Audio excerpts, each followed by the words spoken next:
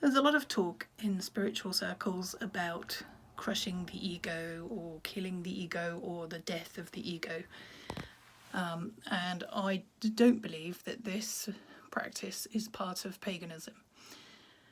The origin of this practice comes from the Christian concept of kenosis, which means the pouring out of the self or the emptying of self. And that's really nothing to do with paganism. There's also talk from certain quarters of the death of the ego, the crushing of the ego. So the ego is an important part of the psyche, and it protects us from exploitation. So it's the front part of the psyche. It's what alerts us to possible predators. It's our instinct for self-preservation as much as anything else.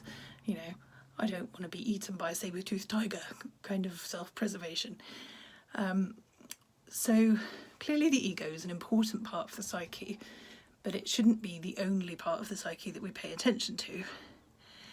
In a previous video about archetypes and shadow work, I talked about the structure of the psyche in Jungian psychology. But suffice it to say that the goal of shadow work is to bring the archetypes and complexes and subconscious impulses into conscious awareness, so that we're not driven by those impulses without our awareness. So it's not about crushing the ego, dismissing the ego, or any of that stuff. So in paganism, we have a different concept, which is the quest for the authentic self. And it has been theorized that there are three kind of different styles of paganism, if you like. One that focuses on the development of the self, another one that focuses more on community, and another one that focuses on nature. But really all forms of paganism contain all three of these aspects. It's just that some will emphasize them more than others. So what is the quest for the authentic self? Well, the idea is to get past the accretions that have been put on us by the normative requests of society, and get back to our authentic inner self. So being able to utilize the creativity of the inner child, for example, and access the knowledge and wisdom of our inner wise person. So going back to the deep self, which is instinctively connected with nature. And this concept is also found in Taoism, where they talk about recovering the uncarved block. So the ideal Taoist way is to go back to the uncarved block, which is the self before society placed constraints on it. Now, obviously, some constraints are actually quite useful, like impulses to not kill other people and to live harmoniously with other people. Those are good instincts, and we should stick with those and cultivate them as part of the authentic self. But nonetheless, a more Taoist sort of view is good. And I think if we go back to the original paganisms of the ancient world, so the Romans and the Vikings and the Saxons and the Celts, they had the idea of cultivating the virtues. So you actually seek to become more honourable, become more compassionate, and good stuff like that.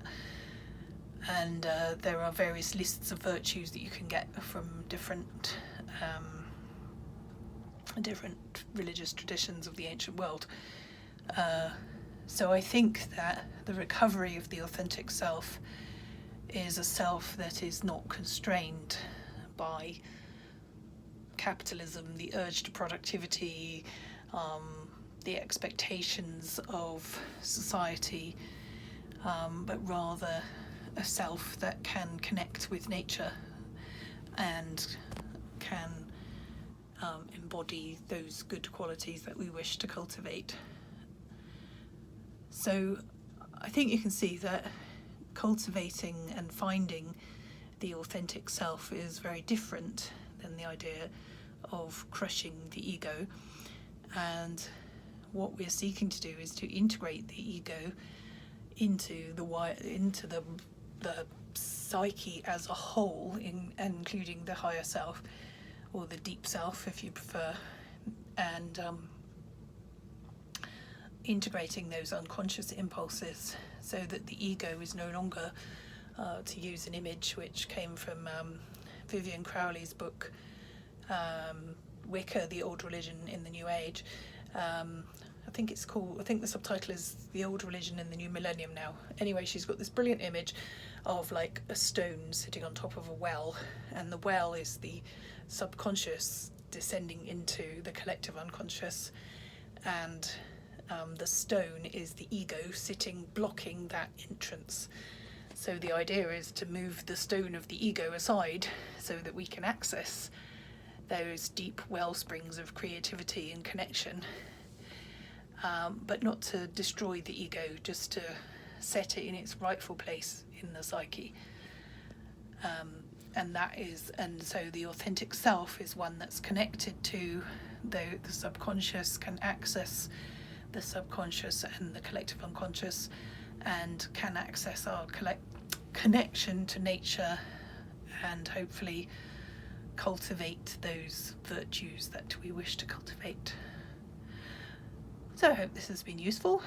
If you enjoyed it, check out my books, Dark Mirror, The Inner Work of Witchcraft, and The Night Journey, Witchcraft as Transformation, available from the Doreen Valiente online shop. Take care now, blessed be.